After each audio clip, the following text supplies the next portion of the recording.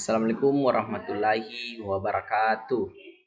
Perkenalkan, nama saya Rizwandi dari kelas Pendidikan Teknik Otomotif 02. Di sini saya akan mempresentasikan sebuah infografis, yaitu pokok pembahasannya yang pertama, konsep dan urgensi identitas nasional. Definisi identitas nasional terdiri dari dua kata, yaitu identitas dan nasional. Pengertian identitas sendiri itu adalah jati diri, ciri-ciri atau tanda-tanda yang melekat pada seseorang atau sesuatu sehingga mampu membedakan dengan yang lain. Kedua, nasional adalah kelompok-kelompok persekutuan hidup manusia yang lebih besar dari sekedar pengelompokan berdasar ras, agama, budaya, bahasa, dan sebagainya. Kemudian dalam konteks pendidikan kewarganegaraan, jika digabungkan dalam konteks itu, identitas nasional lebih dekat dengan arti jati diri, yakni ciri-ciri atau karakteristik perasaan atau keyakinan tentang kebangsaan yang membedakan bangsa Indonesia dengan bangsa lain. Kemudian sumber historis pada tahun 1908, sumber historisnya itu adalah kebangkitan nasional. Kemudian pada tahun 1918 yaitu Kongres Kebudayaan. Kemudian tahun 1928 Kongres Pemuda kedua.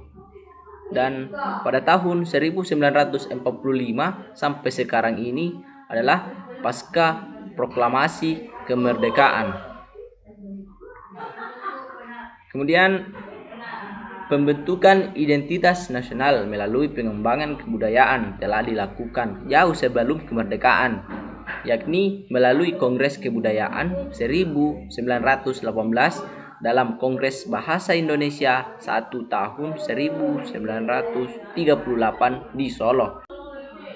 Kemudian adapun sumber sosiologisnya itu telah terbentuk dalam proses interaksi, komunikasi, dan persinggungan budaya secara alami.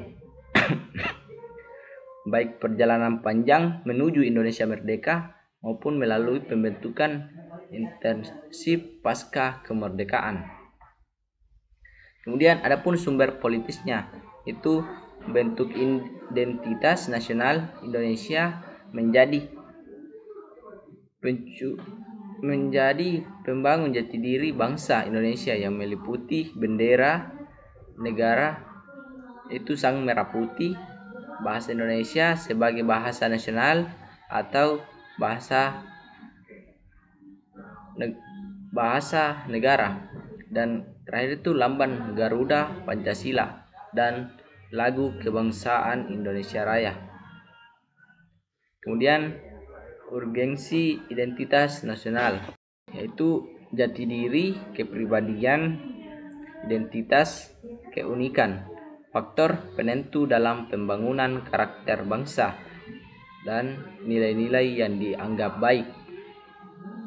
Kemudian warisan jenius yang tidak ternilai harganya dari para The Founding Father adalah Pancasila.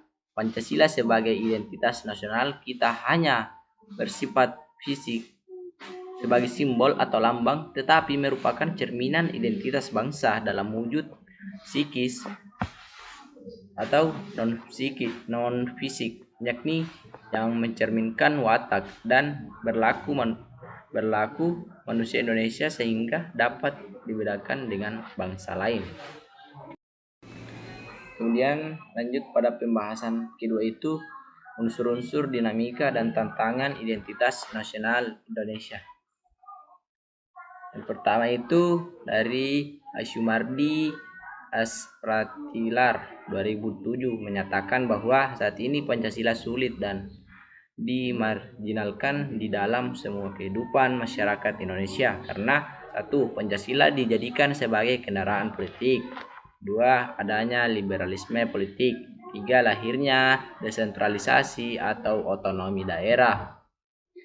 Kemudian lahirnya peraturan perundang-undangan tentang desentralisasi dan otonomi daerah seperti lahirnya Undang-Undang nomor 22 tahun 1999 yang diperbarui menjadi Undang-Undang nomor 32 tahun 2004 tentang otonomi daerah telah berdampak positif dan negatif. Dampak negatifnya antara lain munculnya nilai-nilai primordialisme daerah dan sehingga tidak jarang munculnya rasa kedaerahan yang sempit.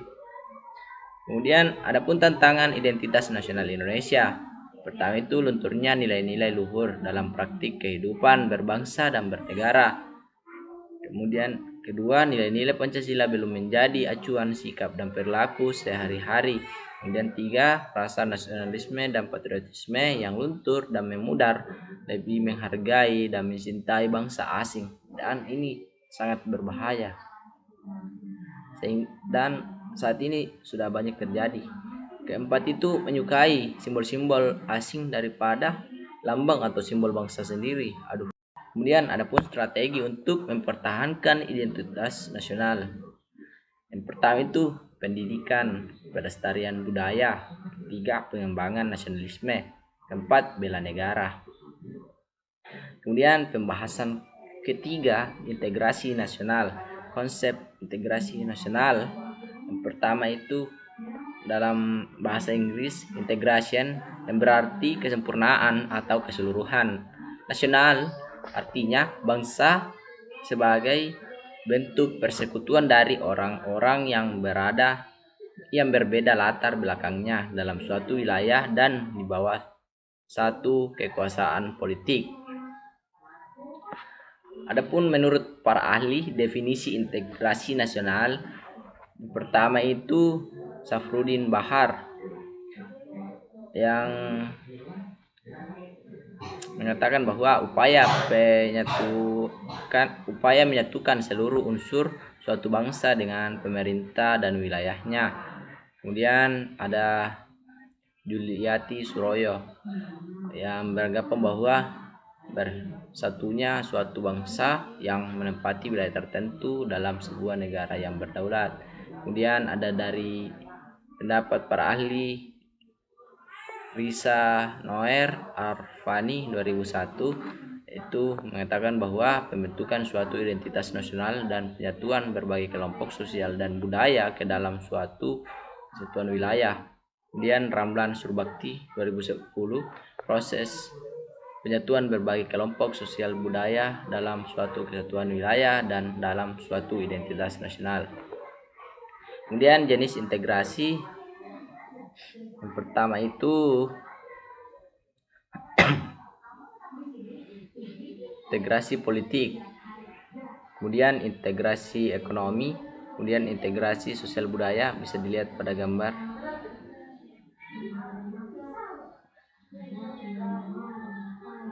Kemudian syarat-syarat integrasi yaitu anggota masyarakat merasa bahwa mereka semua berhasil untuk saling mengisi kebutuhan yang satu dengan yang lainnya. Kemudian terciptanya kesepakatan bersama mengenai norma-norma dan nilai-nilai sosial yang dilestarikan dan dijadikan sebagai pedoman. Kemudian norma-norma nilai-nilai sosial yang dijadikan aturan yang baku dalam melangsungkan proses integrasi.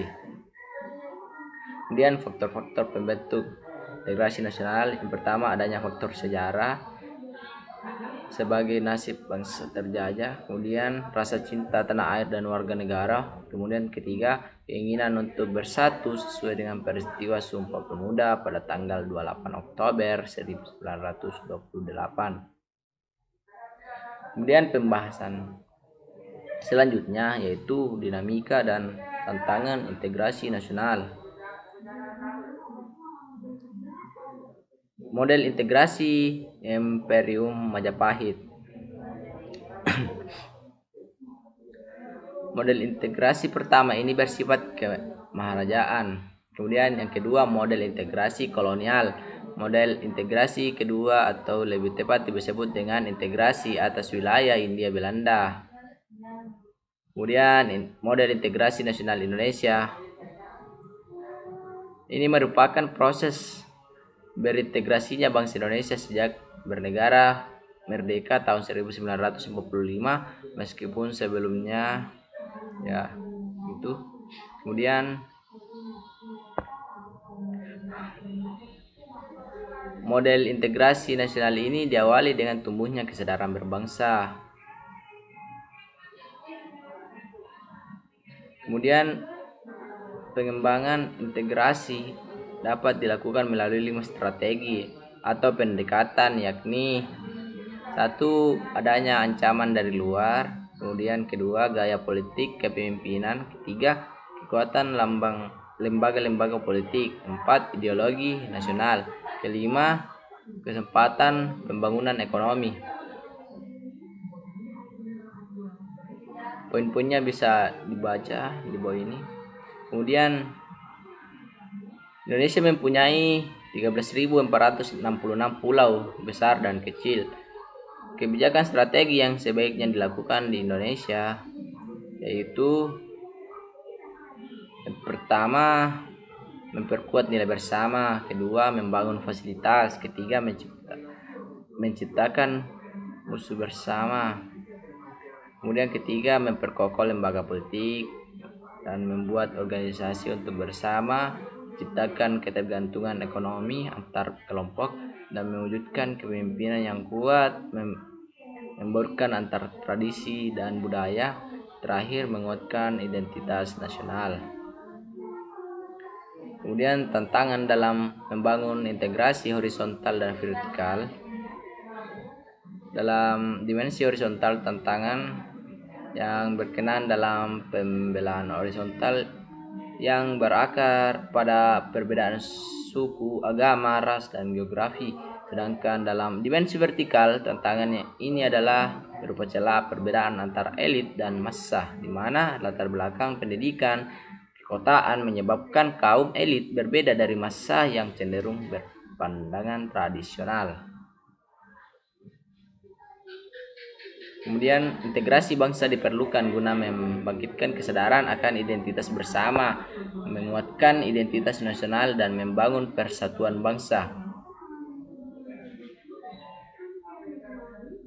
Kemudian lanjut pada pokok pembahasan konsep dan integrasi konstitusi dalam kehidupan berbangsa dan bernegara. Konstitusi adalah seperangkat aturan atau hukum yang berisi ketentuan tentang bagaimana pemerintah diatur dan dijalankan. Oleh karena aturan atau hukum yang terdapat dalam konstitusi itu mengatur hal-hal yang amat mendasar dari suatu negara, maka konstitusi dikatakan pula sebagai hukum dasar pegangan dalam penyelenggaraan suatu negara. Ada beberapa fungsi konstitusi, yaitu berfungsi sebagai landasan konstitualisme. Kemudian yang kedua, berfungsi untuk membatasi kekuasaan pemerintah sedemikian rupa. Yang ketiga, membatasi atau mengendalikan kekuasaan dan seterusnya. Kemudian lanjut, konstitusi dalam kehidupan berbangsa dan bernegara. Kemudian sumber historis, sosiologis, dan politik tentang konstitusi dalam kehidupan berbangsa dan bernegara Indonesia. Kemudian lanjut pada pokok pembahasan dinamika dan tantangan konstitusi negara Republik Indonesia. Dinamika konstitusi itu pertama, Undang-Undang Negara Republik Indonesia 1945 masa kemerdekaan, kemudian Konstitusi RIS 1949 pada tanggal sekian, kemudian Undang-Undang Dasar 1900, kemudian tuntunan reformasi ini disampaikan oleh berbagai komponen bangsa, terutama mahasiswa dan pemuda. Kemudian lanjut, proses perubahan Undang-Undang NRI 1945 sebelum perubahan. Ya, mungkin itu yang bisa saya sampaikan. Lebih dan kurangnya mohon dimaafkan. Saya akhiri dengan ucapan wabillahi taufiq wal hidayah. Wassalamualaikum warahmatullahi wabarakatuh.